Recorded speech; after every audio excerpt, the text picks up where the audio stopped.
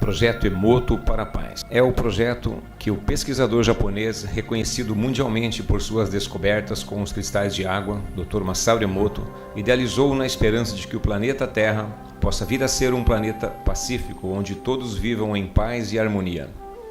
Através de sua pesquisa de mais de 20 anos sobre a água, Dr. Masaru Emoto descobriu que as moléculas de água, ao serem congeladas, formam cristais e podem ser observados por um microscópio. O formato dos cristais depende da informação que a água recebe do ambiente externo, tal como palavras, música, pensamentos, orações, etc. A água forma cristais belíssimos quando recebe informação positiva.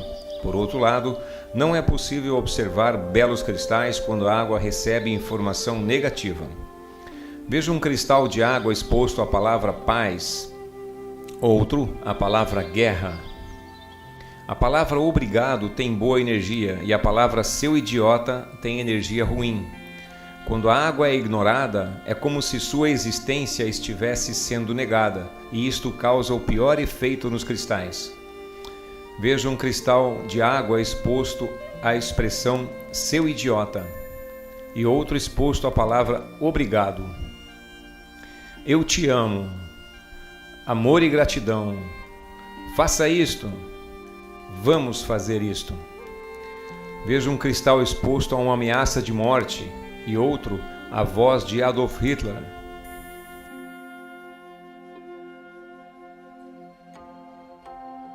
Qual é o objetivo do projeto?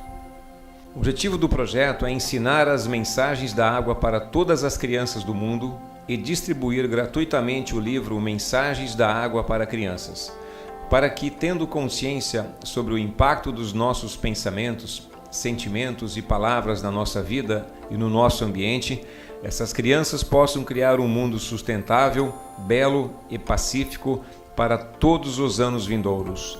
O livro infantil Mensagens da Água explica as descobertas feitas com as fotos dos cristais de água em uma linguagem apropriada para crianças.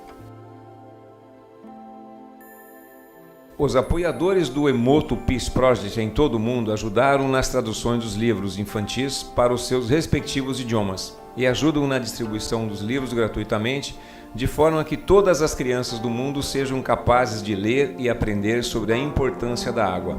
Quando as crianças aprenderem que nós, seres humanos, bem como o nosso planeta, somos feitos de 70% de água, elas saberão que somos todos água. Elas também aprenderão que os nossos pensamentos, palavras, orações têm um impacto na água. Elas saberão que a coisa mais importante e mais linda no mundo é expandir amor e gratidão.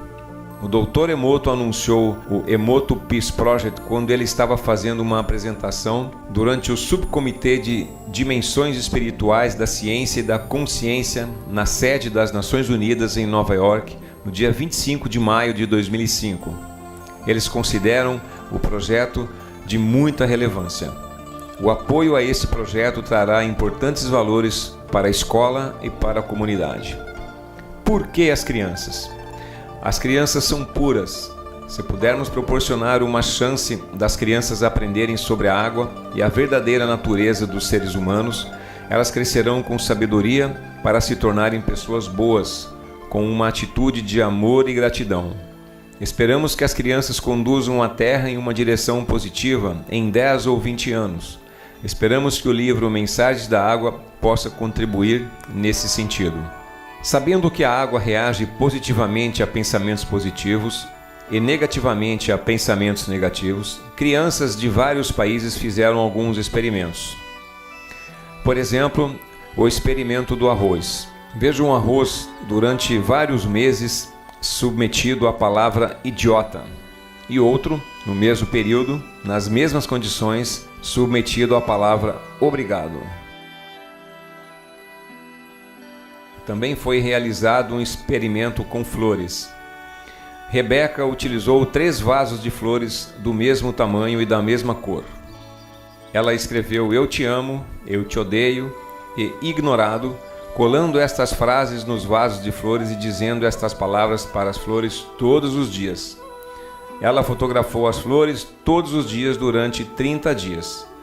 Ela não aguou as flores durante este período. Os resultados obtidos podem ser vistos claramente na foto das flores.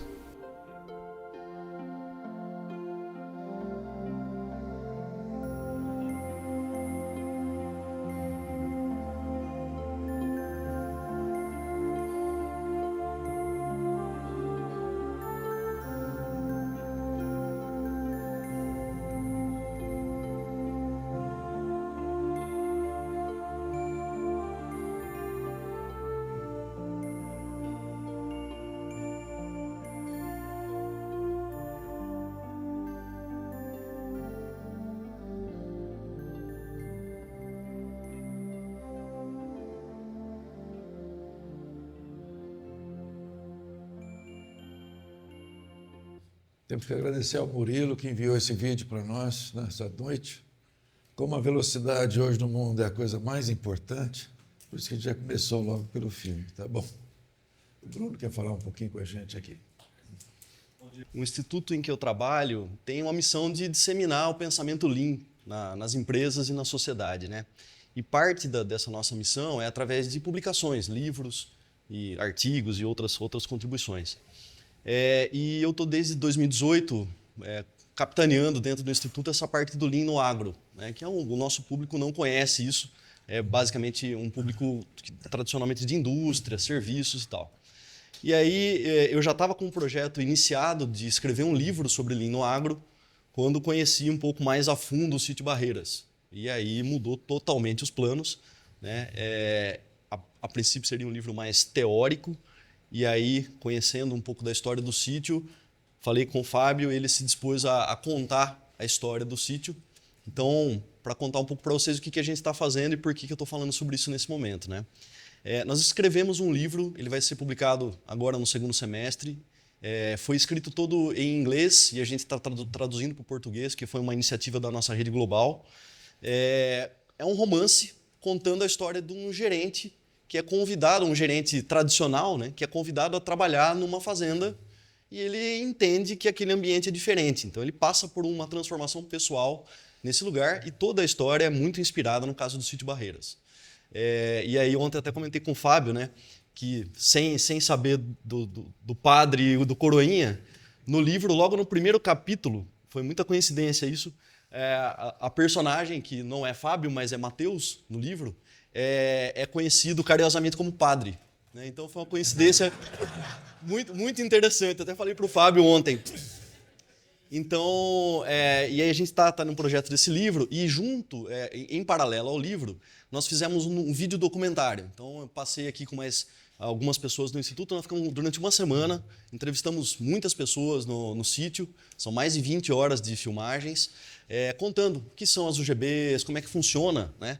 Porque o livro ele parece tão irreal, tão utópico, e a gente quis trazer o vídeo documentário como um suporte. Então, vai ser o texto e o apoio do vídeo documentário. E a minha ideia, né, eu estava conversando com o Fábio, caso alguém desse grupo se interesse em ler o livro para dar contribuições, ou até mesmo para fazer as suas sugestões, enfim, comentários, é muito bem-vindo. Então, caso alguém do grupo queira, né, ler, ter o contato com o que a gente está fazendo, eu fico à disposição, estou no grupo com vocês, né? E é basicamente sobre isso que eu queria falar. Então, nós estamos nesse momento agora de edição do livro e é muito bem-vindo ter contribuições de pessoas como vocês que estão praticando esses conceitos, tá bom? Como é o nome do livro? Nós estamos ainda definindo. Mas a ideia é trazer alguma coisa como sementes da liderança, algo nesse sentido, fazendo uma correlação. Exatamente. Mas trazendo para o mundo do agro e da liderança, da gestão.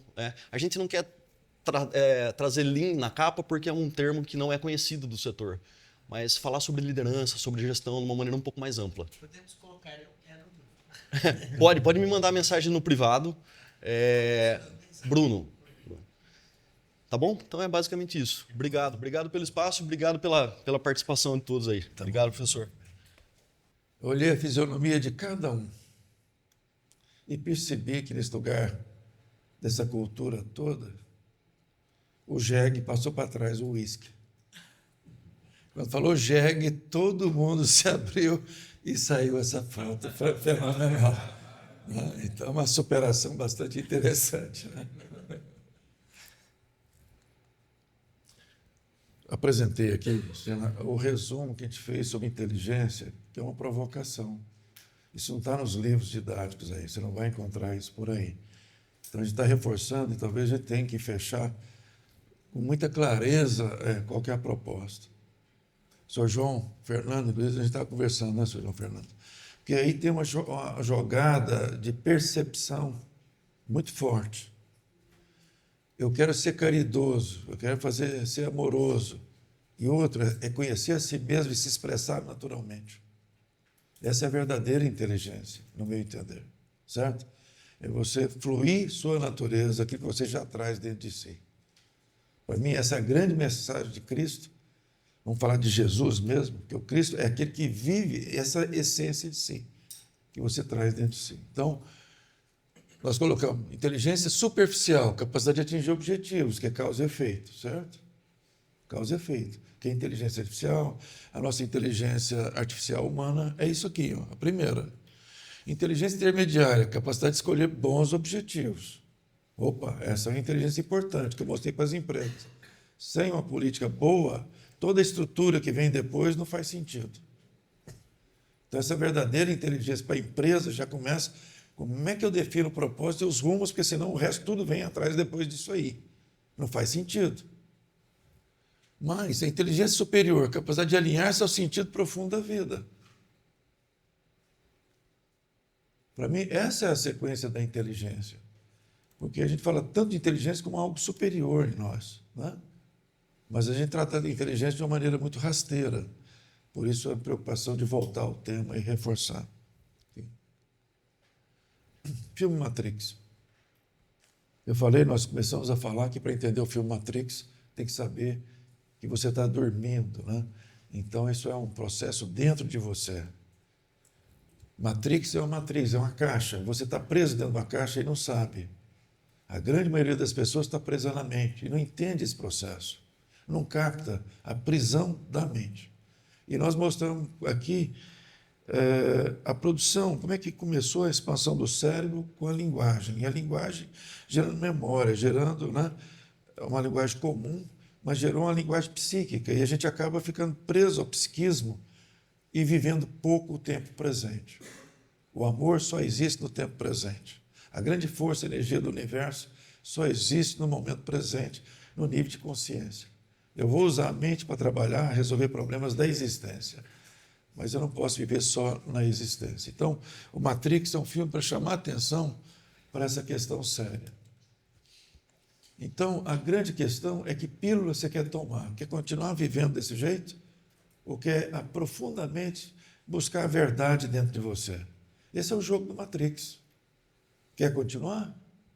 Ou quer entrar na toca? Certo? Se aprofundar em você mesmo. Esse é o desafio do Matrix. Então, a prisão da Matrix.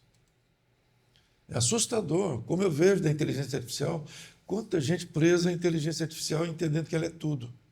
É o todo, que vai superar tudo. Preso na Matrix. Então, e o que acontece na Matrix? Ele vai pegar um inspetor que, na verdade, representa o ego. É self lutando com o ego. O tempo todo. Enquanto ele não se conhece, ele apanha do ego. Mas na hora que ele pega o telefone, ele vai para o self, para a consciência. Aí não apanha mais. Voltou, apanha, sai correndo.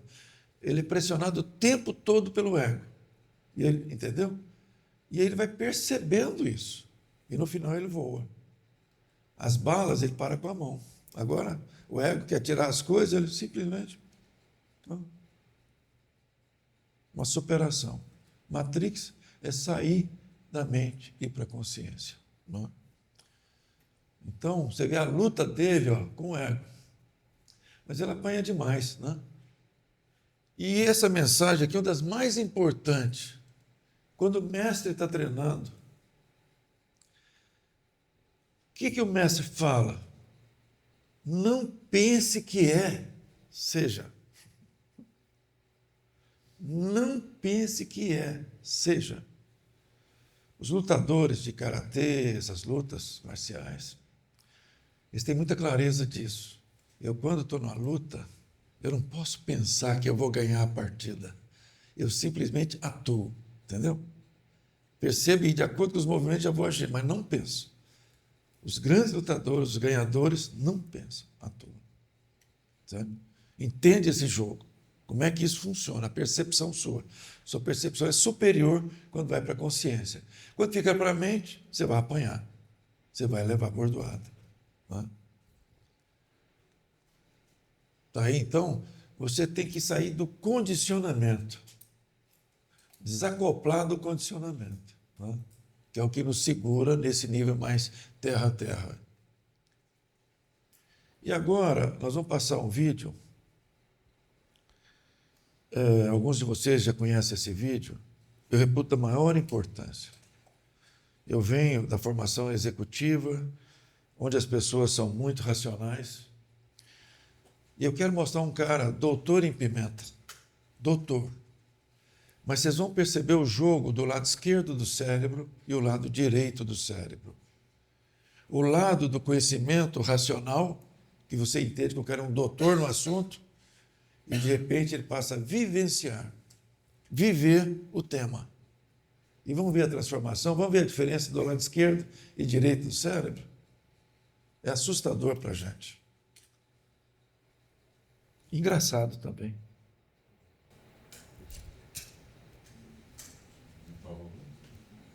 Então é assim, ninguém gosta de picante, tem que acabar os 2 dias sem provar todos os picantes que há. Então, o que eu fiz foi, online, encomendei os 10 maiores picantes do mundo. Escolhi. Já chegaram? Estou aqui. Entre todos, para quem sabe o que é que eu estou a falar, o mais picante de todos é este estupor, chamado Carolina Reaper, ou Ghost Pepper. Isto vale assim tipo 2,8 milhões de unidades de Scottville, que quem sabe o que eu estou a falar, entende? Isto é tipo 200 vezes mais picante que um jalapeno, que é 300 vezes mais picante do que a pimenta normal. Portanto, eu estou para aí 6 mil milhões de números acima daquilo que devia, e aquilo que eu tenho que fazer, e vou fazer, é provar e é comer um, senão não conseguia viver. Já tenho aqui tudo necessário, só falta uma coisa, que é, em caso de emergência, só há uma coisa que consegue atenuar o picante. E isso é vinho branco. Ou não? Mas vamos ver o que acontece. Lado direito até aí, agora vamos, lado esquerdo, agora vamos para o direito. Vamos vivenciar. Vivenciar.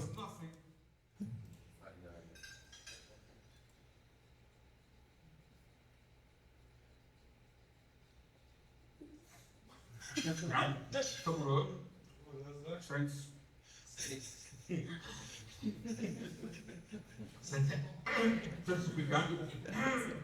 Sente-se picante? Ou melhor, não se sente nada.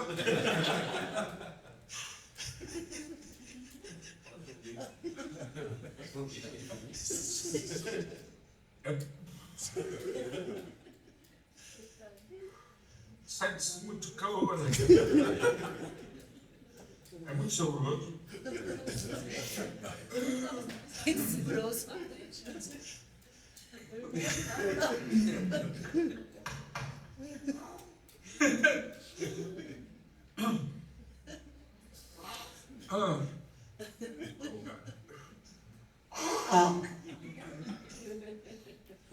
Mal. Tudo para queimar.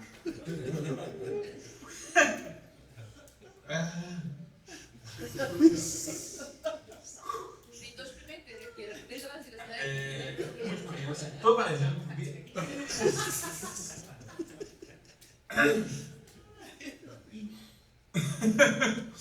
Não te ria. Isto é mesmo. Preciso.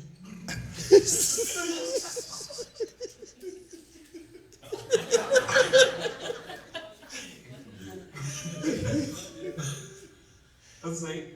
Ai.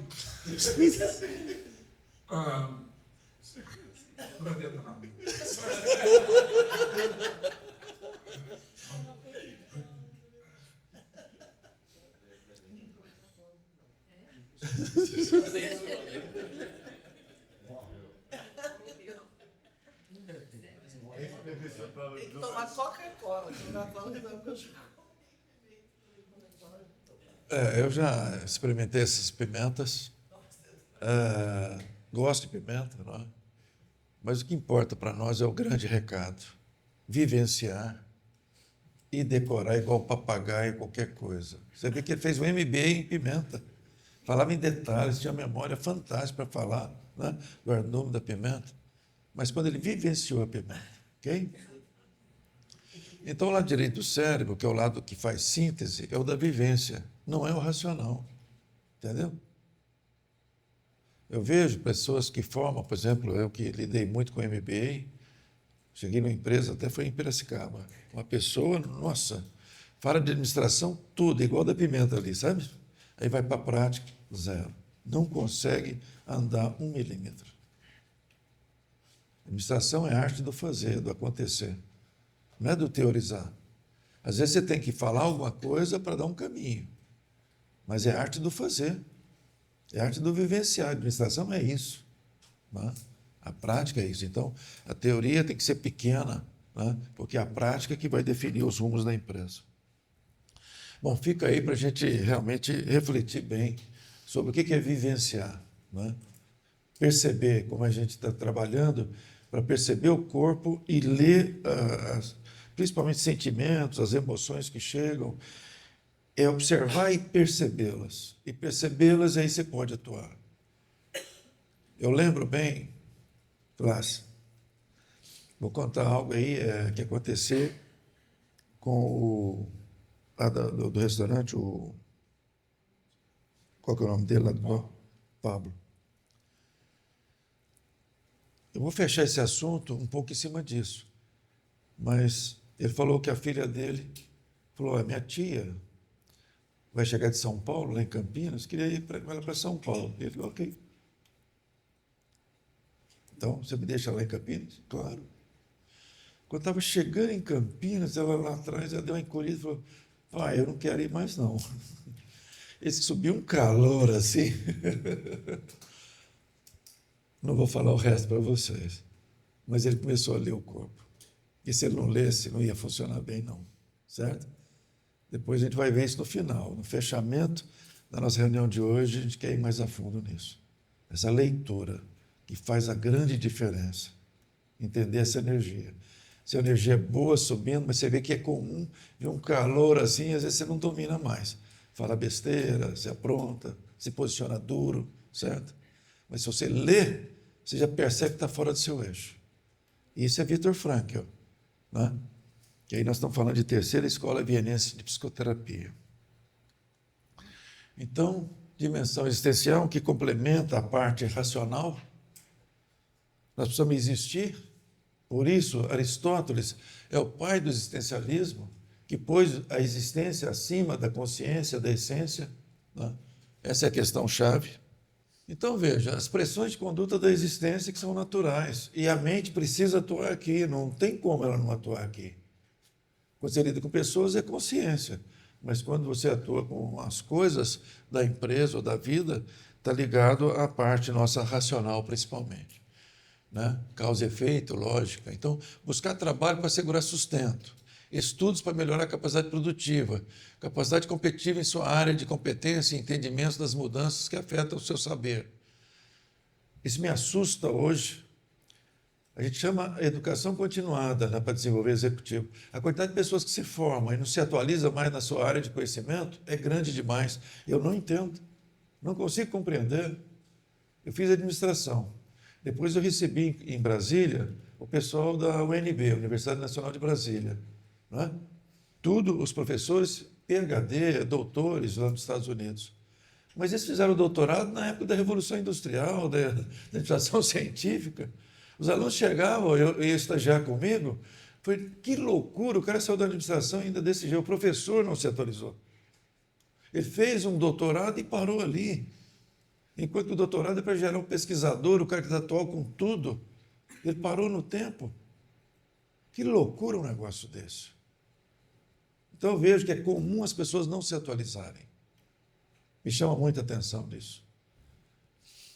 Então, busca de conforto para a sua família, busca segurança para o futuro e estabilidade, ter conhecimento sobre o que se passa na aldeia global, sobre sua área de competência, que é a atualização, desenvolvimento do lado empreendedor, comunicação sem fronteiras, habilidade com inteligência artificial, capacidade criativa, habilidades de liderança desejável. Então, aqui nós temos uma dimensão da existência, do existir nosso, que é uma pressão da vida, não é? Uma pressão, como o Aristóteles colocou, é uma pressão primária. Aí vem aquela frase, acho que foi do Matsushita, nem só de pão vive o homem, né? Cristo também tem algo ligado a isso. Então, nem só de pão vive o homem. Isso aqui é viver do pão, sabe? É sobreviver. É só sobreviver, não é viver. Sobreviver, não é viver. Sobreviver. E você precisa disso aqui. Então, a gente está numa aldeia global, né? Todo mundo compete com todo mundo. Nós temos influência e somos influenciados, né? A gente influencia e somos influenciados. A competição é absurda nos dias atuais e só vai piorar essa competição em função da tecnologia. Nós falamos até agora de 3 homens dentro de nós. Nós falamos daquele que é do instinto, que é o número 1, lembra? O das emoções, que é o número 2, e o 3 é o racional, que é o ligado à existência, à cultura, à lógica, à mente, à memória.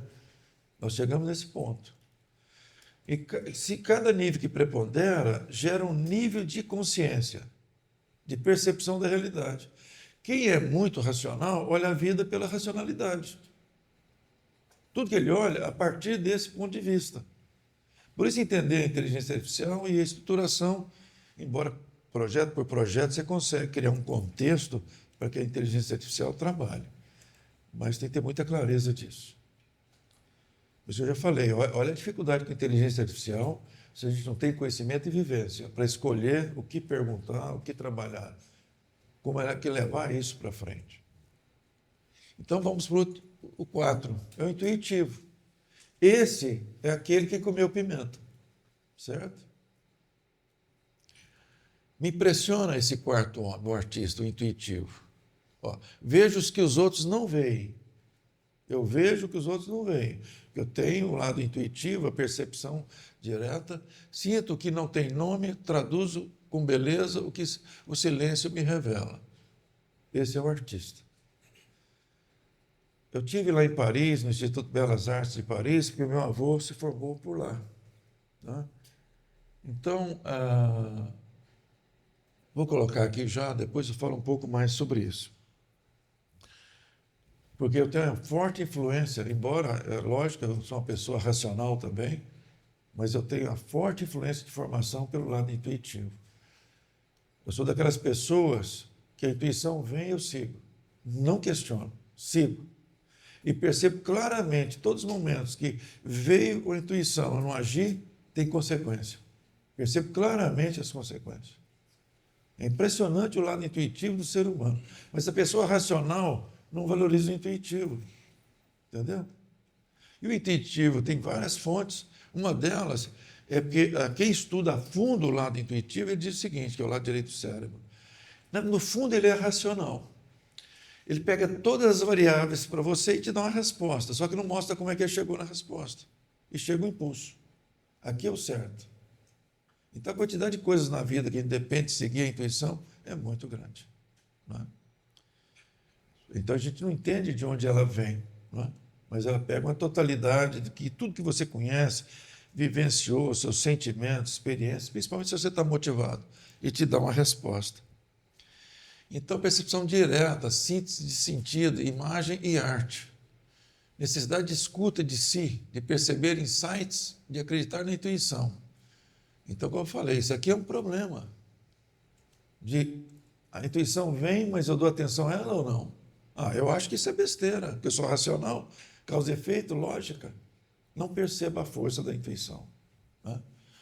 Necessidade de presença, atenção plena, tem que estar atento até, porque senão nem valida essa intuição, fugir dos excessos de estímulos, necessidade de ver o todo, captar padrões, necessidade de sentido profundo, sem informação fragmentada, que busca enxergar o todo, necessidade de colocar a imaginação em uso, de criar o novo, necessidade de vivência, de desenvolvimento de feeling, ir lá ver. A Toyota mesmo tem um valor, ir lá ver. Eu estou com um problema, vão lá ver. Entendeu? Sentir a realidade. Vão lá ver. Ah, tem um problema na indústria. Ah, vão lá ver. Entendeu? Ah, não pega um relatório. É o lado racional. E o lado racional segmenta as coisas em partes. Não dá síntese, não dá o todo. Como é que você decide as coisas? Então, é uma loucura esse processo. Por isso que cada dimensão tem um impacto, essas dos homens que ele está colocando aqui. Né? Visão sistêmica, visão do todo. Então, vai gerar síntese. Ora, um executivo que não gera síntese, como é que ele toma decisão? Me fala. Só racional. Na administração, a administração depende de síntese. Como é que você trabalha, então? Por isso que o feeling, o que é feeling? Vivência. Pega o Sam Walton, não pega o Walmart, pega o Sam Walton. Porque depois que ele faleceu, fizeram besteira demais, embora seja uma das maiores empresas do mundo. E a família é muito rica. Mas o Sam Walton começou vendendo roupas íntimas, e comprava as coisas, ele tinha aquele modelo de colocar as coisas na porta da empresa dele, como se tivesse preço barato. Então ele viajava pelo mundo, por exemplo, aqui no Brasil, ele visitava aqui os supermercados Carrefour, Bradesco. Ele andava no supermercado, às vezes medindo a distância de uma gôndola para outra. Ele foi pego aqui no Brasil, inclusive, andando lá, e o segurança foi lá e grampeou ele. Ele estava medindo a distância das gôndolas do supermercado. Então, todo lugar no mundo que ele ia no lugar onde tinha a ver com o seu negócio. O Sam Walton teve uma época que ele estava faturando aí mais de 300 bilhões. Hoje é absurdo o que é a empresa no mundo. Mas no Brasil, esse ataque de golfos aqui para os supermercados, os gestores deles partiram da estatística passada, que é mente, racionalidade, entupiram o supermercado com coisas que tem nada a ver com a cultura brasileira. A John Deere fez a mesma coisa na área de autopeças. Pegou a estatística mundial de consumo de peças, tratou e trouxe estoque para cá. Não tem o menor sentido. A John Deere, a maior fábrica do mundo de tratores. A gente pensa que essas grandes entendem de tudo. Como eu convivi com as multinacionais, sou de dentro de uma multinacional, levei material, treinei muita gente de multinacionais, entendo a fragilidade que é uma multinacional. A gente pensa que ela domina tudo, tem o poder completo. Não tem. É desatento, sabe? Por isso que eu tenho que pensar pequeno. Ser grande, mas pensando pequeno. Cada UGB, cada unidade, ter um conhecimento instalado aí, sabe? Trazer conhecimento para cada setor da empresa. Então, a gente tem que ser a síntese, né? Esse é o executivo principal da empresa, que enxerga o todo, e feeling é vivenciar. O Peter Drucker já colocava, a grande força do executivo está onde? No feeling. O que é feeling? Vivência. Eu vou no mercado, conheço o concorrente, conheço o meu fornecedor, certo? Conheço a empresa de tecnologia crítica da minha área. Isso é feeling. É vivenciar, é comer a pimenta. Ali a comer pimenta foi negativo. Né? Eu lembro lá que abriu uma loja de vinhos lá em Alphaville, em Campinas, e o rapaz chegava para mim e falava assim, esse vinho é assim, assim, assado, e pá. Eu falei, abre para mim, por favor. Vamos lá. Eu vou te falar como é que é esse vinho. É assim, assim, assado. O cara decorou igual papagaio. E nunca tomou aquele vinho. Eu fico impressionado. Área de cachaça, então, o cara falou de cachaça, eu falei, me dá aí, vamos tomar, vai. Falar de cachaça, explicando cachaça, eu falei, rapaz, vamos tomar, vai. Eu te falo o que é esse negócio. Feeling. O Peter Drucker, então, coloca, o grande instrumento do executivo é feeling. E a quantidade de gente racional que fica em sala, né, comandando a partir de relatórios a empresa, que é o lado racional e segmentado, não faz síntese. Loucura total. Veja o que é um desses homens, o lado direito do cérebro. Né? Às vezes recebe pouca atenção quando a pessoa é muito forte na racionalidade.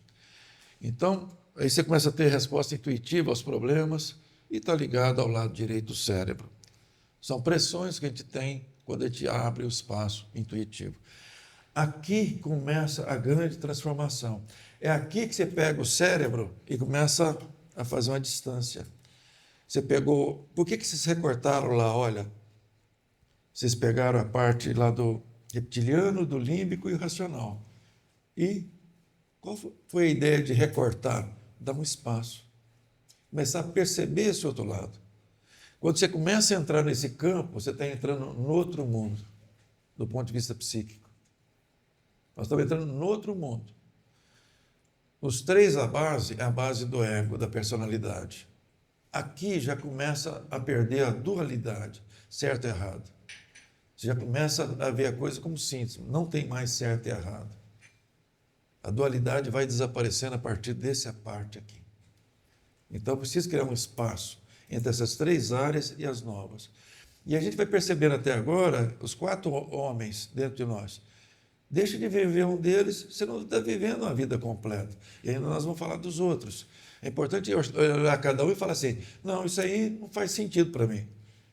Nós estamos colocando como partes nossas. Na hora que eu não expresso uma parte, eu não estou expressando minha totalidade. Como é que eu realizo minha potência? Como é que eu realizo minha potência como ser humano? Não é? Por isso, a ideia do médico que a gente apresentou, que mostrei no início, se você não usa uma parte do cérebro, você não está expressando sua totalidade. Cuidado, vá lá para o lobo pré-frontal, entenda o lobo pré-frontal em você. Então, Carlo Líbero Andriani, meu avô, que fez Belas Artes em Paris, tive a oportunidade de ir lá nesse instituto. E aí, o meu pai, assim que eu saí do exército, ele falou, você tem que viajar. Tem que viajar. Ok, comecei a viajar. E levei um susto. Porque quando eu voltei, ele falou assim, o que produz nessa região? O que eles fazem? O que é isso? Comecei um monte de perguntas. E eu não sabia responder. Ele falou, então por que você viajou? Ou seja, olha o nível de atenção. O artista, eu vi um filme argentino, é impressionante. Um treinamento de artista. O artista pega o auxiliar, você tem um cômodo cheio de bugiganga lá, ele fala, olha o cômodo aqui. Ok. Agora esvazie ele inteiro e volte tudo para o mesmo lugar. Olha o nível de atenção que o artista tem. Ele percebe as sombras, detalhes da luz, ele percebe a totalidade assim, que a gente não percebe. Ele se abre para a percepção. É assustador.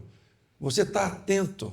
Você faz uma viagem, a quantidade de pessoas que fazem uma viagem não olha nem pelas janelas do carro, nem do trem. Não percebe nada.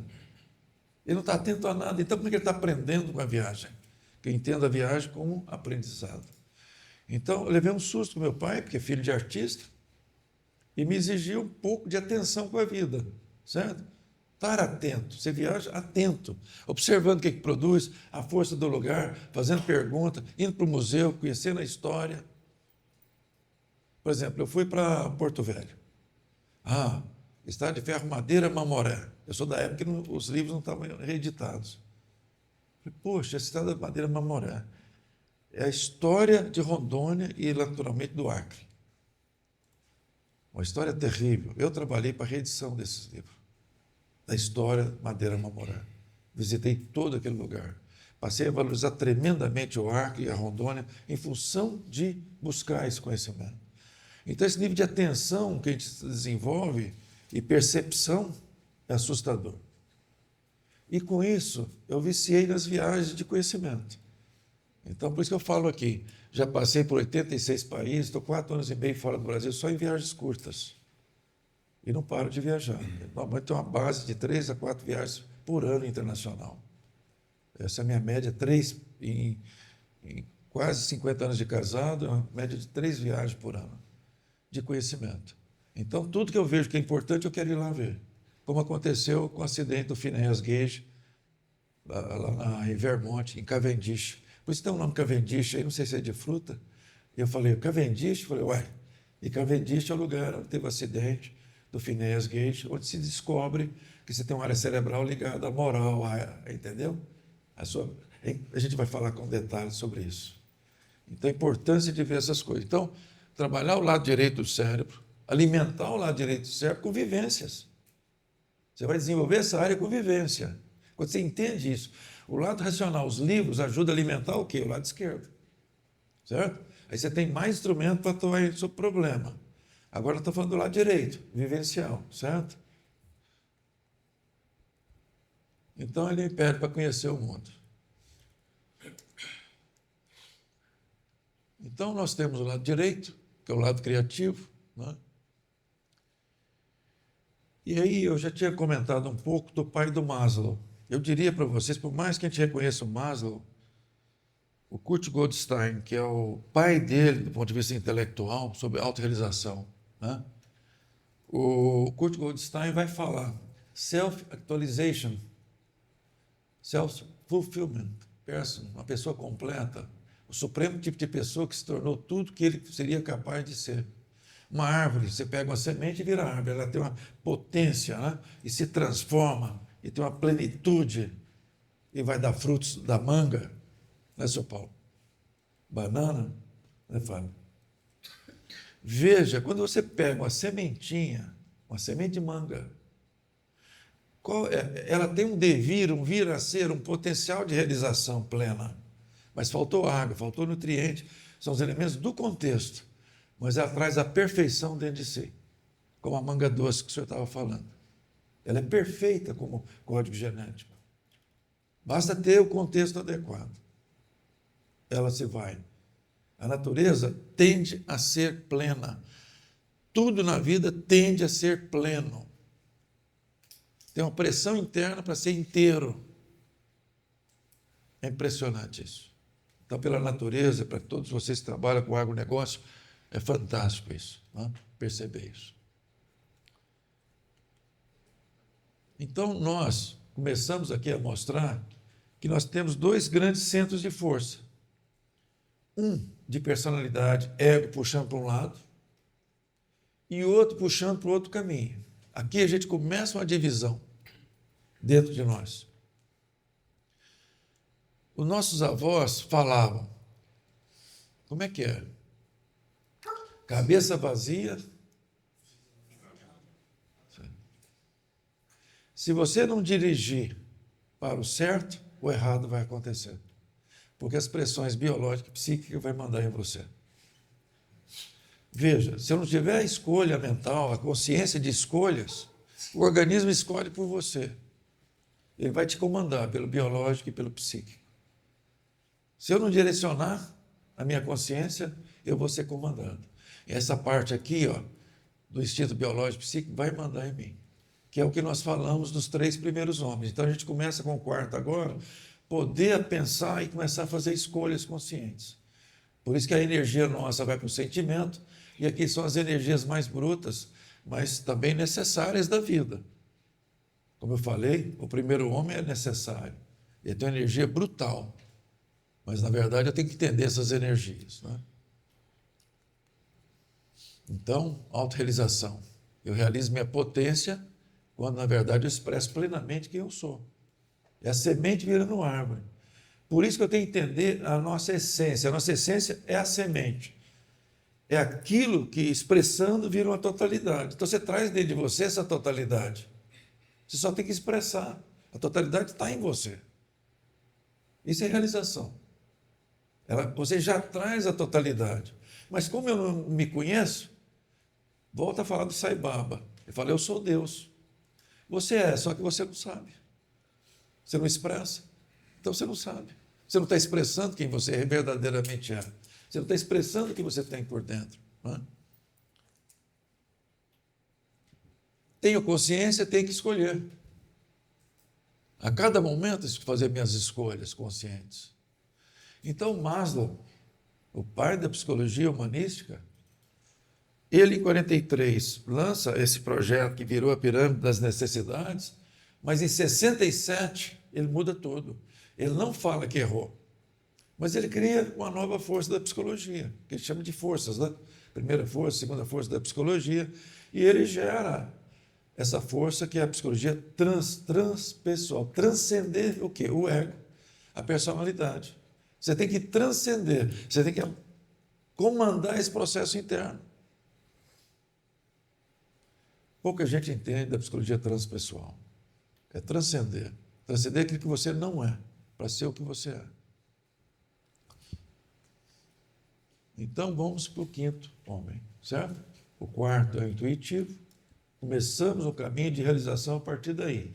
Antes, não. A gente simplesmente está vivendo. Sobrevivendo, na verdade, que eu falei. Agora a gente começa a viver, né? A partir do lado direito do cérebro. Conhecendo o quinto homem, o ético, o homem que age pela consciência.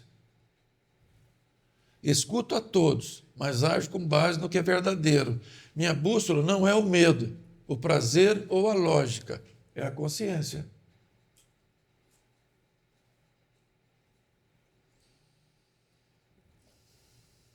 Me impressiona. Por isso eu volto ao médico, estudando sério, ele falou, resgate seu lobo pré-frontal. Resgate o lobo pré-frontal. Para a maioria das pessoas ele não está em funcionamento. Ele não está em funcionamento. Então, ética, consciência, o homem novo, né? Centro das escolhas conscientes, deliberação, delibera, escolhe. Juízo moral e autogovernança. Até aqui, cada homem desse está mandando em você. Ele está tomando decisão isolada. Agora as decisões chegam para o nível superior. Você permite que os problemas surjam, seus impulsos surjam e sejam avaliados no nível superior. A pessoa que não é consciente, não, o cérebro límbico, que é emocional, manda em você. Vem o impulso e já tem a resposta. Direta.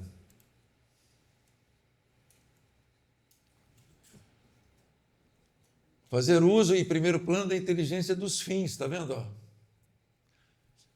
Eu creio que vocês não vão encontrar na literatura essas frases, vocês podem me questionar, inclusive. Por isso que eu procurei dar base para falar dessa forma. Por isso aquele slide da empresa, para mostrar que não faz sentido falar de inteligência sem fins claros, sem fins que vale a pena. Por isso que a gente reforçou tanto essa condição. Que inteligência é essa? Então nós estamos falando da inteligência dos fins agora. Realmente, quem escolhe tem que saber onde quer chegar para escolher a melhor coisa para chegar lá. Eu sofro pressão, por exemplo.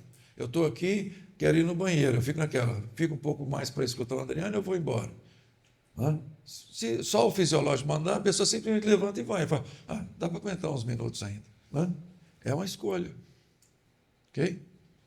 Espero que ninguém esteja pressionado assim tanto.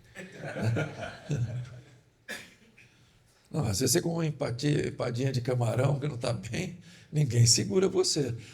Isso a gente mostra como é que o fisiológico pode ser ditatorial. Aquele primeiro cérebro tem hora que ele fala assim, esquece, simplesmente vai. Né?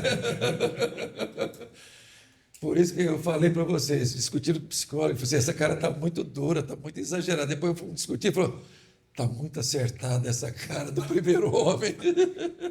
Ele é ditatorial, ele manda a gente assim, se você não tomar cuidado, ele detona.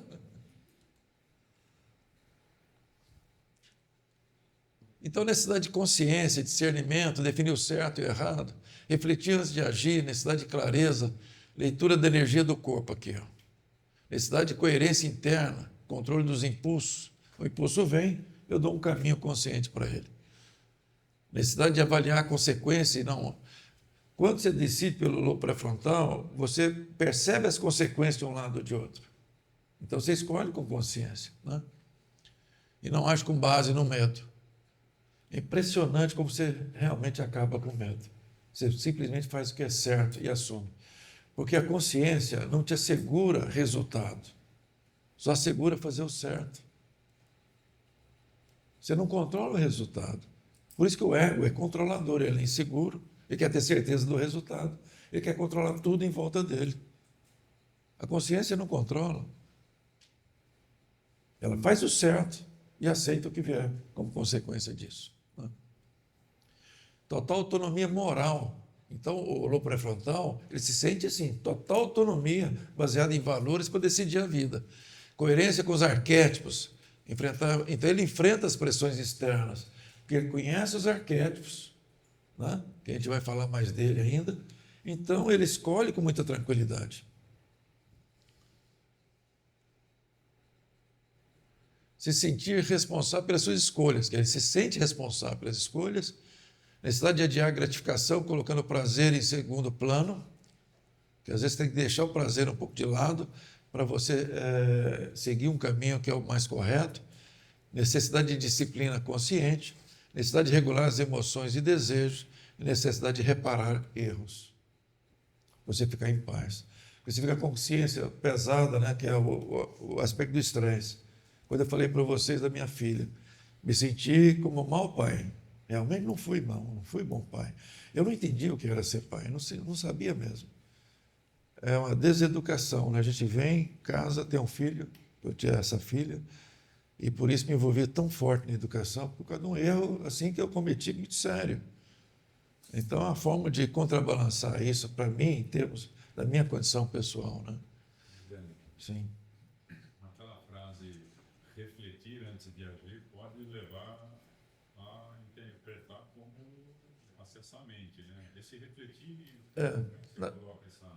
A consciência, ela é o seguinte, ela reflete sobre consequência do agir. É uma característica do lobo pré-frontal, ele fazer cenários. Ele não é direto ao ponto. O próximo homem, não. É direto ao ponto, ok? O lobo pré-frontal já é a virada pesada, mas não é o final ainda. O final que você está buscando já é o outro homem. É dos arquétipos da essência. Esse é direto ao ponto. Mas você está no estágio agora superior. Você já domina, você entende como é que você funciona. No lobo pré-frontal você dá um passo monstruoso. Mas não é final. Mas ele observa as consequências das coisas.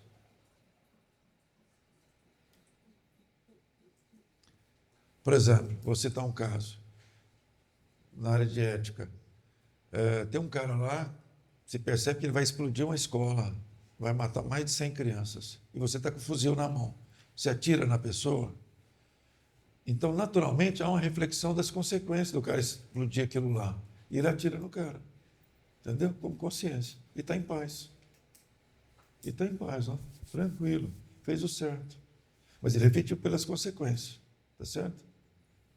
Porque se ele não entender as consequências também, ele não consegue tomar esse tipo de decisão. Porque veja, ele está num jogo de pressão dos arquétipos de um lado e as pressões da vida do outro lado. Então ele vê a consequência, ele está inspirado pelos valores aqui, mas ele não é 100% valores. Okay? Nesse nível aqui. Mas a pergunta é muito boa, porque é muito fácil ir para a mente racional. Mas reflexão, todo jeito tem um pouco, sim. Ele está no meio. Mesmo, eu acho que quando você toma essa consciência, eleva, às vezes o medo pode vir, né?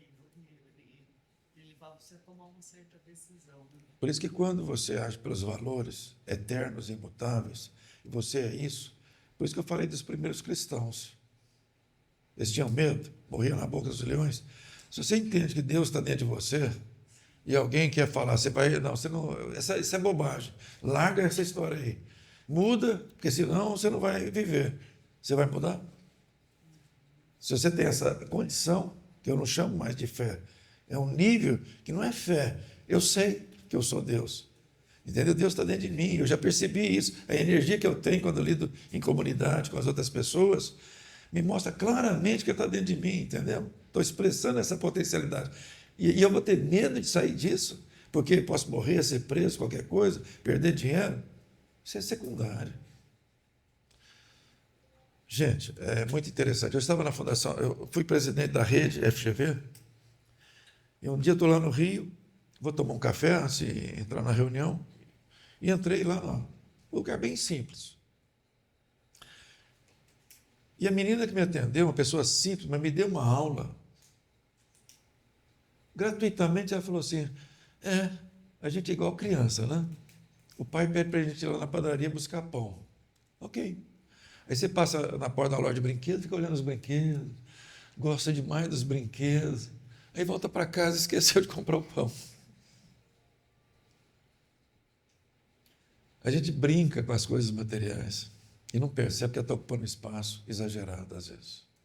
Entendeu? É o brinquedo que nos distrai da nossa proposta de vida, da nossa essência, de realização plena da nossa condição. É assustador isso, como é que a gente... Isso é natural, veja. A natureza é sábia, ela cria um contexto para você se buscar. Ela busca o oposto para você se entender. Se não tivesse oposto, a gente, que é o ego, que é a personalidade, a gente nunca entenderia quem é esse Deus interior dentro de nós. Não tem como entendê-lo. Não tem. Mas quando eu tenho o oposto dentro de mim, eu vou começando a acessar e percebendo quem eu realmente sou. Né? Olha, Capra, Capra, quando ele fala, ele é autor do tal da física. Então, ó, o cognitivo voltado para o self, o cognitivo voltado para o ego. Você tem um ponto de mutação. Nós estamos mexendo no ponto de mutação do ser humano. No momento que ele, de virada, sabe? Ele dá uma virada. Momento de virada, de consciência. De consciência. Ser ou não ser? Eu tive lá na casa onde morou o Shakespeare, lá na Inglaterra. Sempre eu vou, tudo que eu valorizo, eu vou atrás. Estive lá. Ser ou não ser? That is the question. É assustador Shakespeare, embora tudo indica que ele não tenha escrito as obras. Quem estuda a fundo Shakespeare chega à conclusão que tinha um ministro na Inglaterra, que tudo indica ele que escreveu.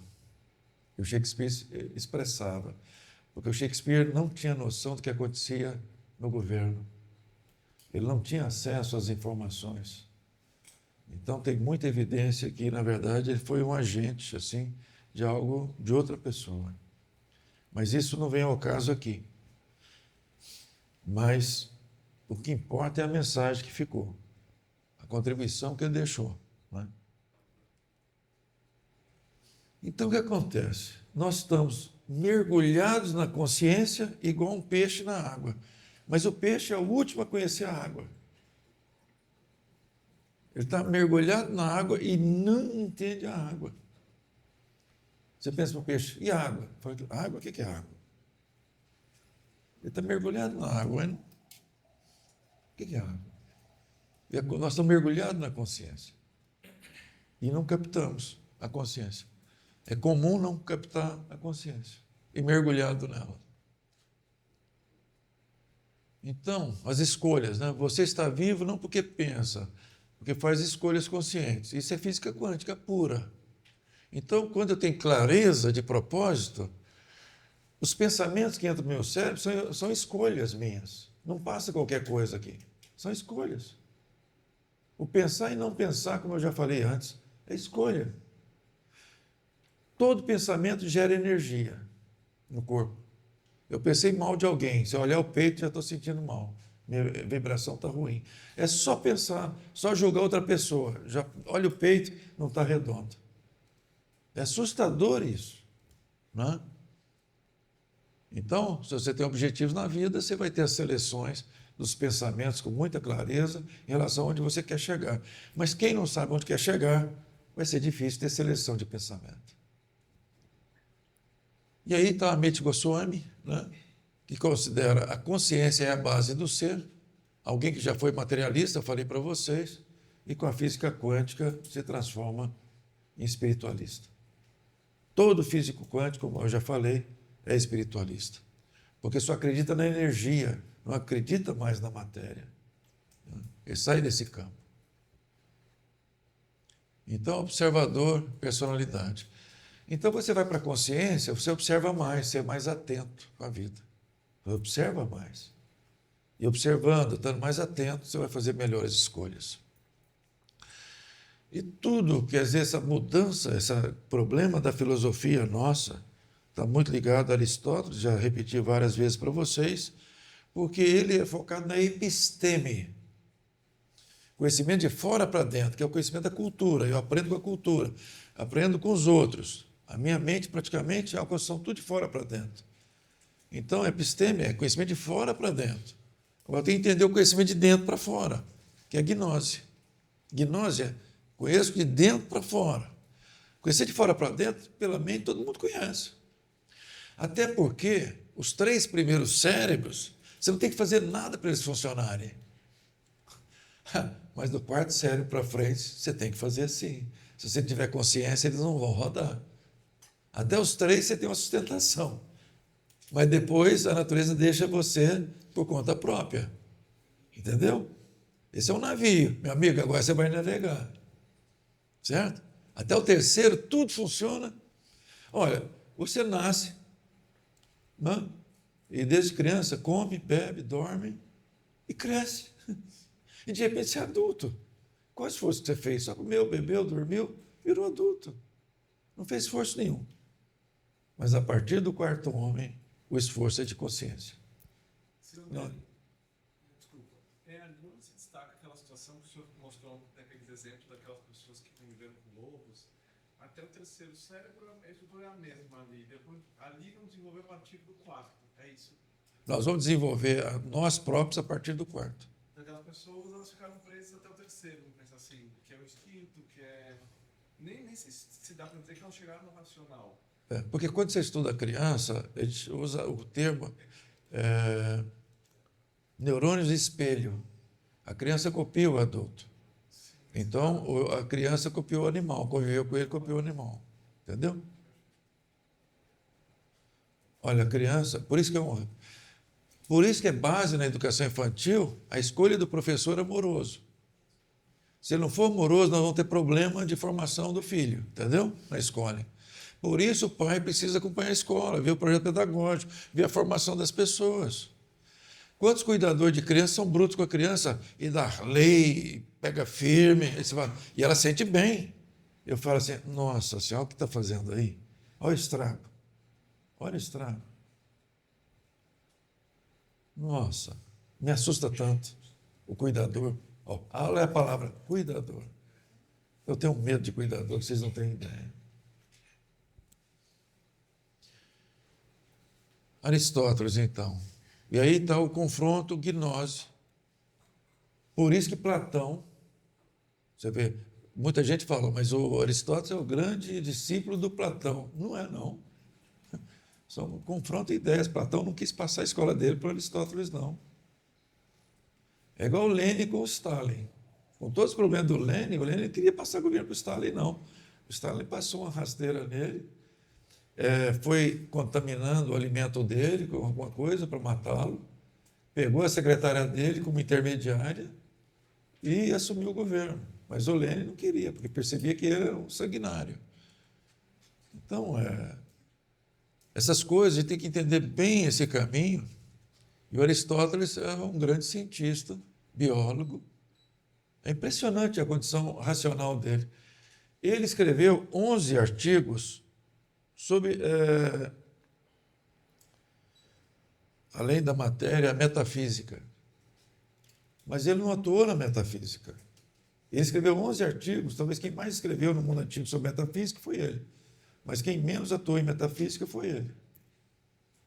E a pessoa fala, não, mas ele escreveu sobre metafísica. Sim, mas não era a alma dele, metafísica. O negócio dele era físico. Olhar a realidade, 5 sentidos. Ser pragmático com a vida. Escola de Atenas. Acho que muitos de vocês conhecem essa imagem, né? Veja, do lado esquerdo ali você tem Platão. Desse lado aqui você tem Aristóteles. Já viu que Aristóteles tapou na mão para baixo e Platão para cima. Ou seja, a consciência, o idealismo predomina na decisão humana. O Aristóteles, a existência predomina. É o principal, por causa da pressão da vida. Olha o que virou o mundo a partir dessa divisão. Veja o cubo como tridimensional.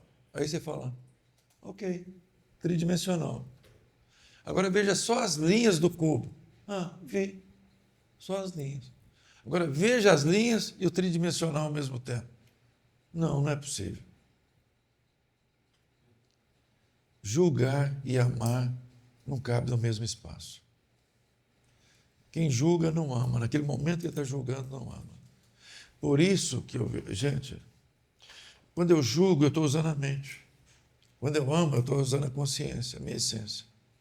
Ou eu estou num lugar, ou eu estou no outro. Por isso que a educação infantil é comum pelos pais, certo e errado. Eu estou trabalhando na mente da criança, enquanto eu podia trabalhar consciência e valores. Agir, resolver as mesmas coisas, mas de outra forma. Não é certo e errado. E aí o que acontece nessa situação? No momento que eu estou no certo e errado como pai, eu não estou sendo amoroso. Porque não cabe no mesmo espaço, eu estou no controle. E a sociedade acha que por controle, o autocontrole é o controle real. Quando você trabalha com valores, tem o autocontrole. Se eu trabalho valores com a criança, ela não briga com o outro. Entendeu? Não briga com o outro, não apronta. Você tem o autocontrole, que é o maior controle que existe. Mas quando eu vou pela amorosidade, mas o certo e errado, não faça isso, não faça aquilo. Aí os avós têm um espaço monstruoso, que o avô não julga, só faz o que a criança quer. Aí ele fala, você está estragando a criança. Os avós estragam as crianças. Olha que mundo doido. E depois o adulto fica com autoestima baixa. Aí vira egóico, personalidade predominando. Certo e errado. A gente é doido para colocar certo e errado da criança. Bacana. Tem hora que até dar um tiro de fuzil, porque o cara vai explodir. A escola ele não atira porque é errado atirar em alguém. Certo? Por isso que a consciência é situacional. Não tem padrão para a consciência. Por isso que a ciência não consegue entrar nisso. Ela não tem padrão, não tem repetibilidade. É de acordo com o contexto. Você estava, por exemplo, você está lá com a criança, você está atendendo os pobres lá nos cantos. Aí tem uma criança que vai morrer se você não conseguir leite de imediato. Aí você vai num boteco ali perto, um lugar que tem leite, e fala, meu amigo, me vende 1 litro de leite. Hoje é domingo, eu te pago amanhã. Ele falou, não, eu compro leite à vista. Você tem que pagar à vista. E eu estou sem dinheiro. E a única alternativa que ele tem é ali. Ele vai lá e rouba o litro de leite para dar para a criança. Vamos observar o peito dele? Agora ele está angustiado, estressado por ter feito algo errado, ou ele está em paz? Ou ele está em paz? Lógico, na cabeça dele, na segunda-feira, ele vai pagar o litro de leite, mas ele roubou o litro de leite. Ele está em paz. Isso é consciência. Isso é consciência. Pela mente, ele não podia roubar hipótese alguma e a criança ia morrer. E essa pessoa, como é que ia ficar depois com a criança morta? Veja as consequências. Quando ele percebe a consequência, eu não vou viver a vida mais. Se eu deixar acontecer isso, eu não vivo mais. Não fiz o que era certo.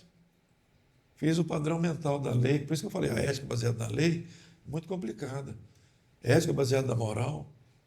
A verdadeira ética é socrática, é consciência. Não é padrão mental, que vem pela lei ou pela cultura. E é uma confusão no mundo inteiro sobre essa escola de ética. A ética te leva para o inferno ou para o céu. Se ela é mental, vai para o inferno. Se vai para a consciência, vai para o céu. A palavra ética, se a gente não entender bem o significado dela. Está aí o cérebro completo, né? Reptiliano. Vem aí o límbico, vem o neocórtex. E aí, essa foi a divisão de Paul MacLean. O desenho de cérebro que eu conheço, que veio da ciência, é esse aqui. Por isso a ousadia nossa de apresentar outro formato do cérebro para vocês. E estamos muito tranquilos nesse formato que eu apresento para vocês. Tranquilos e convictos, né? Senão não apresentaria para vocês. O que é aquilo ali? Hein? Lobo pré-frontal. Ele foi atingido. É a história do Phineas Gage, que a gente vai passar aqui. Cavendish, Vermont, 1848. Aqui foi o local do acidente. Tem, inclusive, na praça pública lá, essas informações sobre o acidente do Gage. Aí que surge um trabalho da neurociência forte de estudo de áreas cerebrais. Esse acidente alertou sobre as questões do cérebro, que não eram conhecidas até aí. A história é simples. Usando essas imagens, vocês vão perceber. O Phineas é um capataz da Estrada de Ferro. E eles têm que fazer o trabalho de dinamite, ou seja, eles furam a rocha, põem a pólvora, põe areia sobre a pólvora junto com o rastilho, depois põe fogo e explode. É uma dinamite.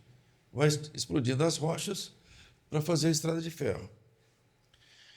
E a história conta que 2 funcionários começaram a se encrencar, o Phineas Gage já tinha furado a rocha, já tinha colocado a pólvora, e 2 funcionários começam a brigar. Ele para conversar com o pessoal, para parar com aquilo.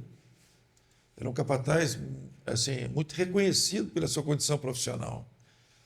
E o que eles faziam? Depois colocava areia, tinha uma barra de ferro, mais ou menos de 1,10 m, 1,20 m, um cabo de vassoura, e aí soca, né? E virou uma dinamite aquilo ali. Mas o que aconteceu aqui? Quando ele perde a atenção do que ele está fazendo, conversa com o pessoal e volta, ele pega a barra. O funcionário dele não tinha colocado areia sobre a pólvora. E quando ele bate direto na pólvora, a explosão, a barra entra aqui, sai aqui e vai para uns 30 metros de distância. Uma barra, vocês vão ver a foto dela aqui. E o que aconteceu? Esse cara vai consciente para o hospital, conversar, e vai conversando com seus amigos. O médico percebe que ele não perdeu memória, não perdeu raciocínio. Ele não entendeu o que se passou. Algum tempo depois, ele recupera. Volta para o trabalho. Mas ele já não é mais Phineas Gage. É outra pessoa. Perdeu a condição moral. Perdeu os seus valores. Ele não podia passar perto de uma senhora, que ele ia usar palavrões, coisas exageradas, sabe? Não tinha conduta moral mais. Pela primeira vez se percebeu uma ligação do cérebro, personalidade e valores. Percebeu que aqui é um centro dos valores. Por ser o centro dos valores, é o centro das escolhas. Essa é a história do Phineas Gage. Por isso a neurociência, Antônio, eu conheci esse assunto lá pelos 22 anos na faculdade. E agora o Antônio Damasio, depois, escreveu um livro só sobre isso, Phineas Gage. Então, só mostrar algumas imagens aqui, para fechar. Eu tive lá na Escola de Medicina de Harvard, em Boston, porque lá tem a caveira dele e tem a barra de ferro. Dê uma olhada na barra de ferro. Ela atravessou inteira e foi parar a 30 metros de distância. Estourou o lobo pré-frontal.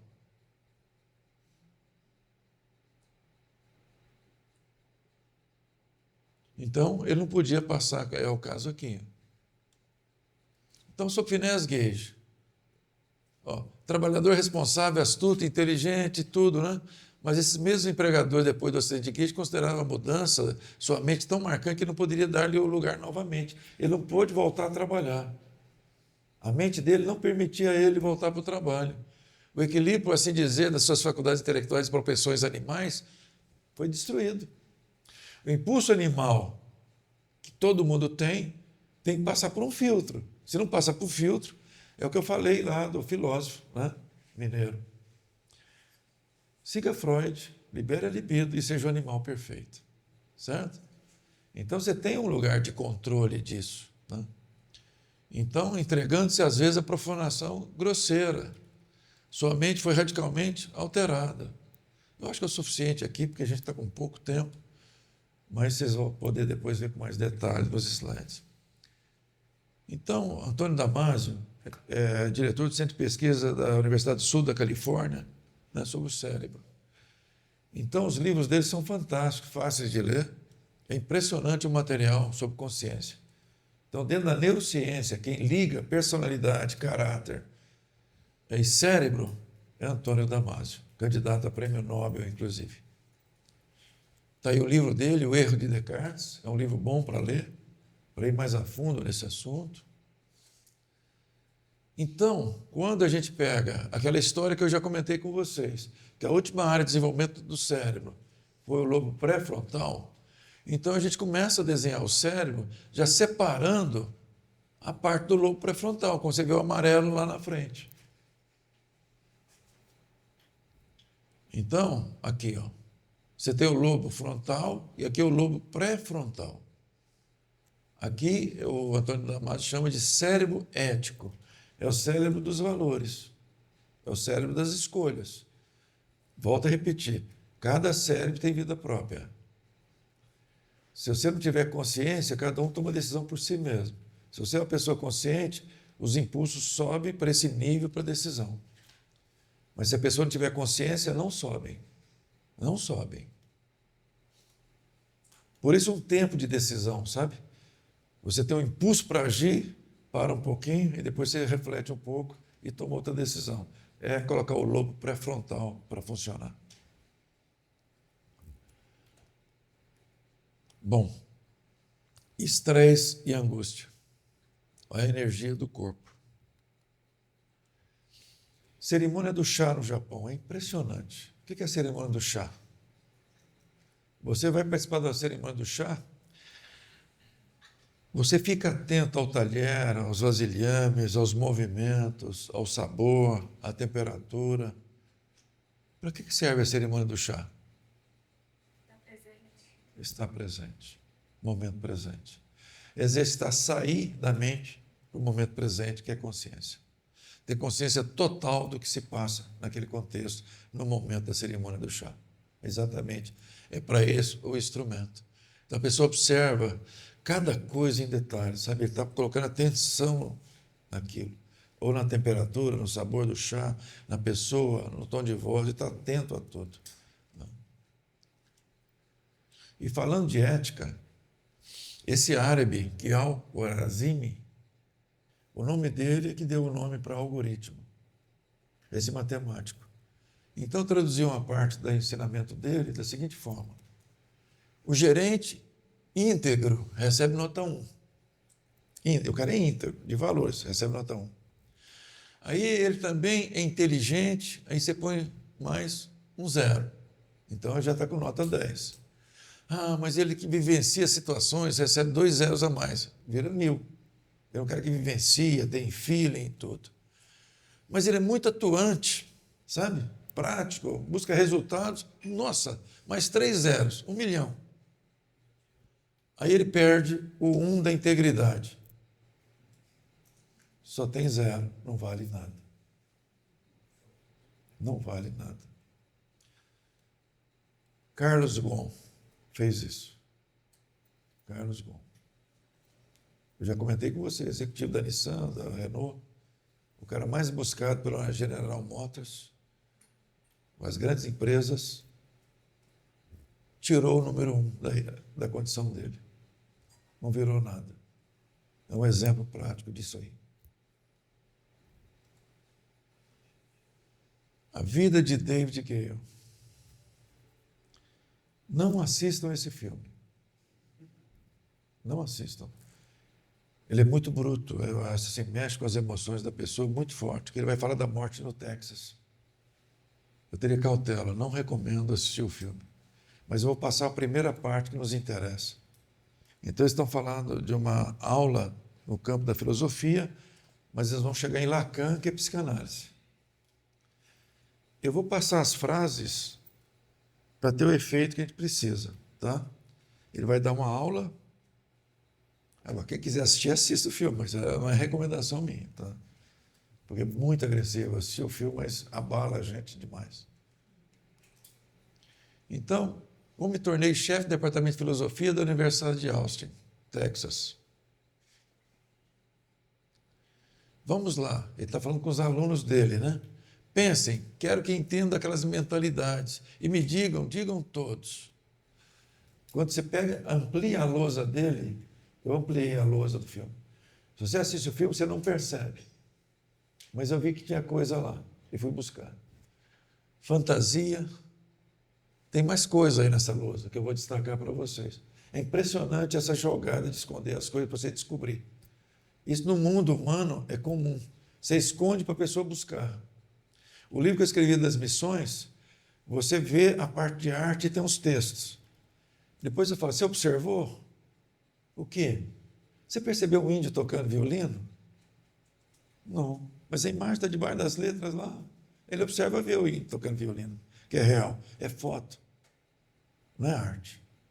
E tudo é foto debaixo. O real está debaixo das letras e a imagem de arte está do outro lado. Mas a maioria não percebe a arte, as fotos de baixo. A gente esconde para a pessoa observar, entendeu? Então, olha o que ele fala. Ele está perguntando para os seus alunos. Qual é a fantasia de vocês? Qual é o desejo de vocês? Desejo é mente. Qual é o desejo de vocês? Fama internacional? Ganhar um prêmio? Qualquer deles? Olha lá as palavras. My ego, né? Is my enemy. Está escondido lá. Entendam a ideia de Lacan. Meu ego, eu pus aqui bem grande para chamar a atenção lá, tá? Mas vocês vão ver que no filme é muito difícil perceber isso. O ego é meu inimigo.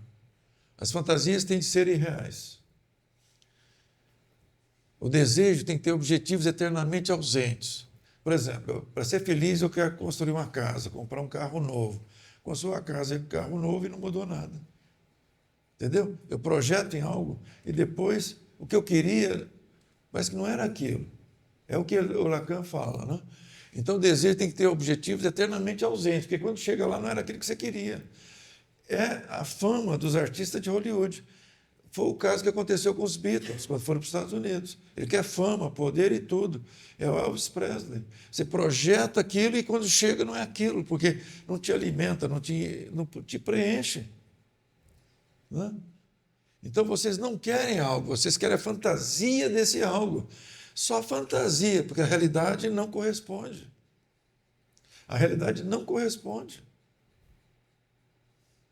Cuidado com o que você deseja, que põe lá. Não pelo fato de não conseguir, mas pelo fato de não querer mais quanto conseguir. É assustador isso.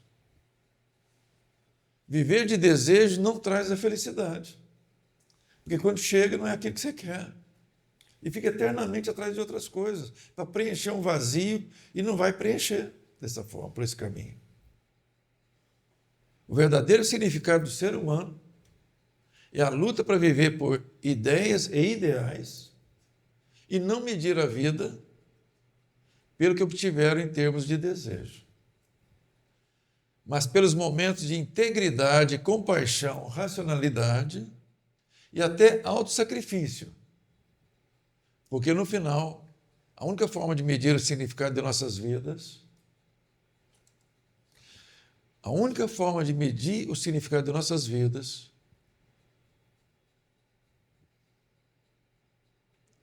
é valorizando a vida dos outros.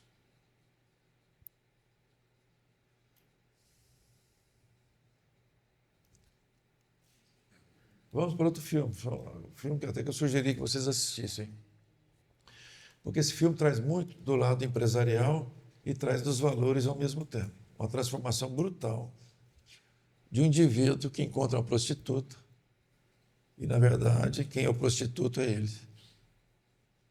Porque ele é um take-over hostil, compra a empresa para desmanchar, para ganhar dinheiro.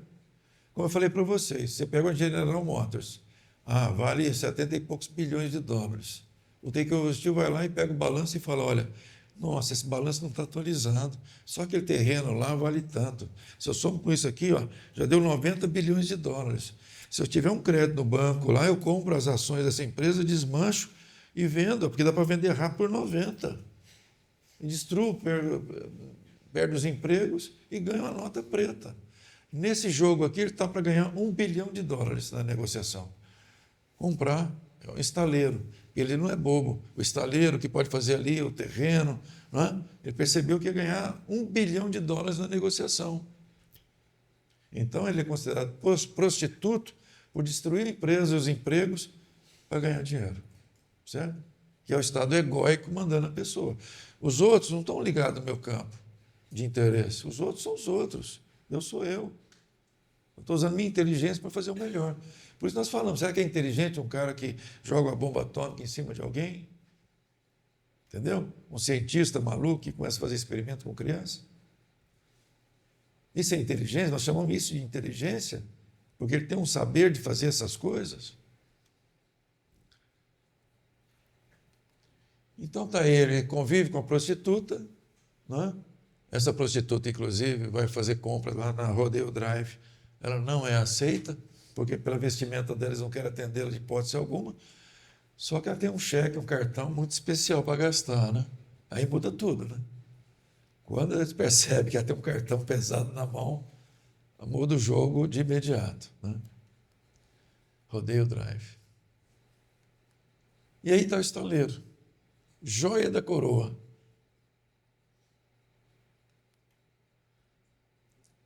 E aí, o que acontece? Ele vai mudar o jeito dele.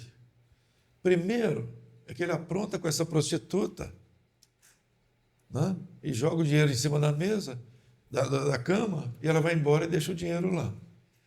Veja aí, ó, veja como é que é uma pessoa que no filme se mostra como prostituta, mexe com os valores da pessoa. Ele quis agredi-la e mexer com ela. Jogou o dinheiro em cima da cama, foi embora e deixou o dinheiro lá. Então o cara já começa a perceber assim, opa, tem coisa aí, né? Deixar o dinheiro em cima da cama, uma prostituta. E aí o que vai acontecer? Ele vai negociar e com a orientação da prostituta, ele vai mudar. O que acontece aqui? Ó? Por que eu tenho essa figura aqui?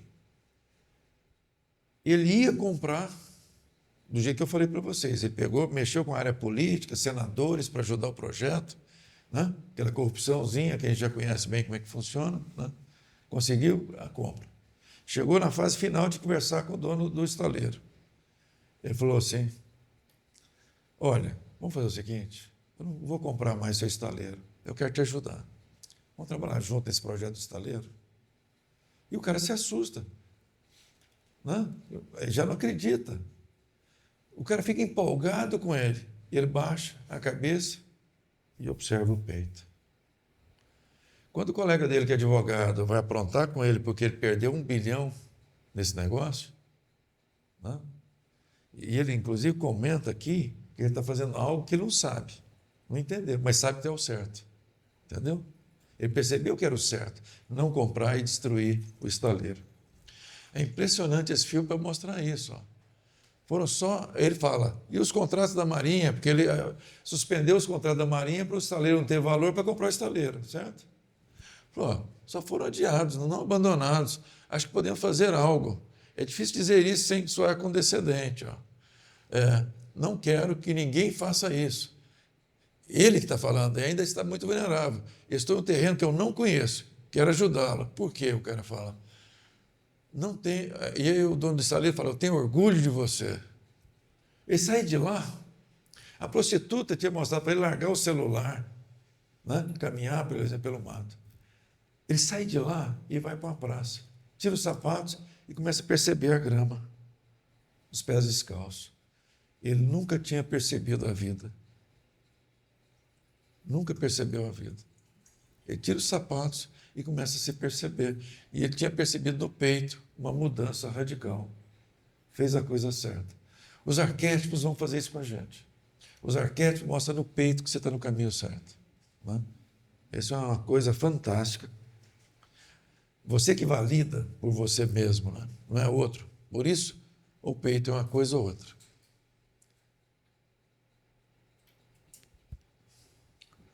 Vale a pena assistir com esse olhar. Porque é um filme que é fácil a gente não perceber o recado. Né?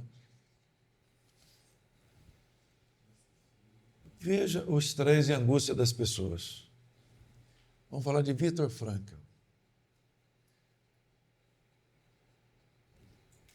Nós estamos entre a nossa consciência, com valores, e os valores da sociedade que nos pressiona, que é o valor da cultura, que nos pressiona a agir de determinada forma. Eu posso agir pela minha consciência ou agir pela pressão que eu sofro, do meu meio. A diferença entre agir pela consciência e valores do meio é o nível de estresse e angústia do ser humano. Você não está alinhado com a sua natureza, estresse e angústia. Não tem saída. O estado egóico é gerador de estresse e angústia o tempo todo. Nós vamos ver que o estado egóico leva o indivíduo de 0 a 100 Hz, no máximo a 200 Hz de energia no corpo. Toda pessoa egóica vibra até 200 Hz. O foco em si mesmo. E estão falando de uma escala de 0 a 1000. Não passa de 200 Hz a vibração do corpo. de energia. Né?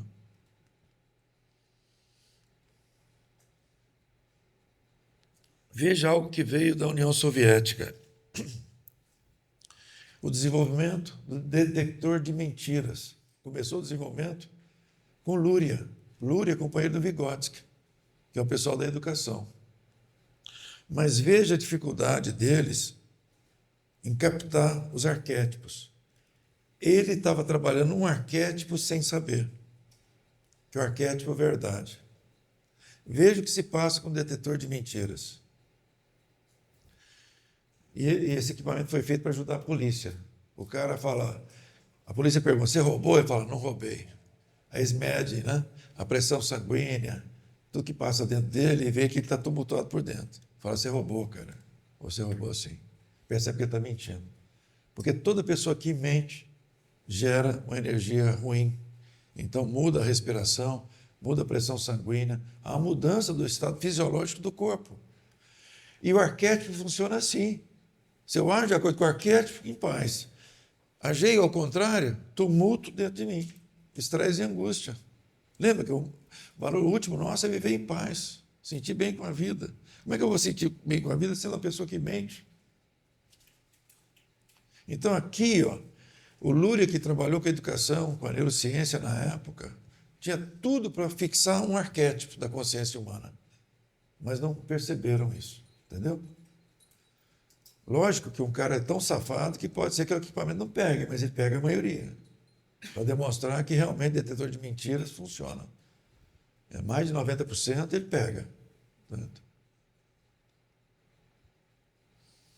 Aqui é interessante. Quando você olha a vida pelos arquétipos, arquétipo é algo fixo. Você está em cima de uma ponte, vendo a água tumultuada lá embaixo. Quando você está na personalidade, seus valores mudam e a realidade muda. É uma complexidade de escolha absurda. Meus valores são mutantes e a realidade mutante ao mesmo tempo. Olha a complexidade. Outra coisa é olhar o tumulto de um ponto fixo. Por isso que tem uma música, né, sobre isso aí. Existe uma inteligência além da mente, disse Krishna a Arjuna. E Arjuna, como alcançar a verdade se nascemos na ilusão? É natural o processo de desenvolvimento da mente na criança. Então, a ilusão vai vir de qualquer forma. Então, nós temos o oposto dentro de nós, como eu falei desde o início. Então, essa figura, a gente já comentou sobre ela, mas ela está mais detalhada agora. Corpo, mente, essência, 5 sentidos e emoções. Ambiente da conquista da vida. É impressionante isso da Índia, como isso é forte, sabe?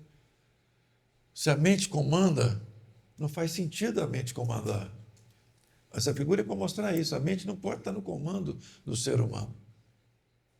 Por isso aqui a gente já vê, né, a consciência mandando. Aqui está a consciência mandando. É isso aí. É a superação da mente. Todo o conhecimento antigo, se você pegar, ele vai trabalhar isso. Alquimia, sair da mente para a consciência. Chumbo virar ouro, sair do ego, mente, consciência. Aí você tem Lao Tse.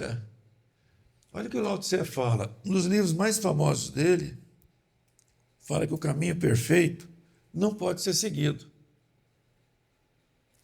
Lao Tse, filósofo chinês. O caminho, ele é o pai do taoísmo. O caminho perfeito não pode ser seguido. Alguém pode me explicar por que não pode ser seguido? O caminho perfeito não pode ser seguido? Por que o caminho perfeito não pode ser seguido? E é verdadeiro isso? Quem levanta a mão aí?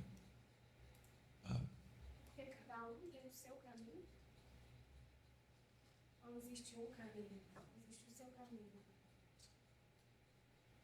Quando você segue um caminho, é porque esse caminho estava feito antes. Você pega uma trilha, a trilha alguém construiu ela antes, certo? Isso é mente. A consciência não tem passado para te orientar. É momento presente para escolha a cada momento. Então, o caminho perfeito, se eu quero seguir um caminho de alguém, por isso que o Krishnamurti fala, você tem um guru? Mate-o. Você está seguindo um caminho do outro. Não fale fale isso, meu guru. Mátio, você tem que seguir sua consciência, você não pode seguir o outro, hein? Mas quando ainda a gente não desenvolver uma consciência total, melhor a gente ter um. Não, mas olha, na verdade, veja, eu falei para vocês, até os 35, 40 anos eu achava que estava seguindo a espiritualidade plena. Eu queria ser amoroso, caridoso, e realmente fiz muita coisa nesse campo. Mas estava errado. Porque eu não estava expressando minha natureza, era um desejo de fazer essas coisas. Eu não entendia esse fenômeno. Então, com isso, eu tinha uma atitude de um jeito na empresa e uma atitude outra quando eu estava fazendo as coisas. Entendeu? Na igreja, então, eu sou de um jeito e lá fora eu sou de outro. Quando eu captei que você tem que expressar quem você é, e aí eu entrei nos arquétipos, a ruptura, sabe quanto tempo demorou? Talvez 30 segundos. Não 10 anos. Quando você capta que você lê no corpo, você valida. Na hora que você validou, ninguém mexe mais com você. Porque você percebeu diretamente os arquétipos. Você não seguiu ninguém. Você percebeu você.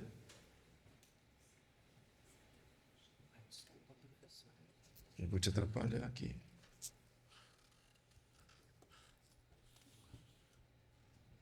Lao Tse é um fenômeno da filosofia.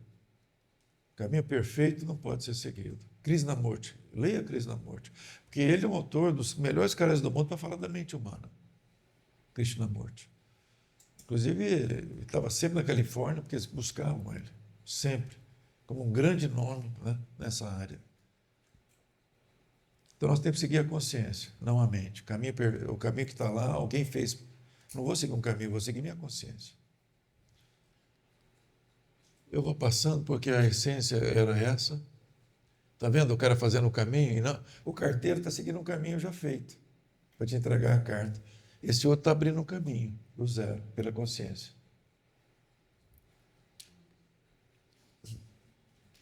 Ô Rita, isso aqui tem tudo a ver com você agora. Você decifrou aquele desenho, veio daqui, numa aula do Covey que eu assisti, certo? Por isso que eu organizei daquela forma. E tem esses livros, o Oitavo Hábito, né? Que é fantástico, todos esses livros deles são fantásticos. Como conhecer seus verdadeiros valores? Nós já fizemos esse exercício aqui com você, lembra? Olha, se perceba ao final da vida e vê o que quer e fala de você. Você percebe seus reais valores.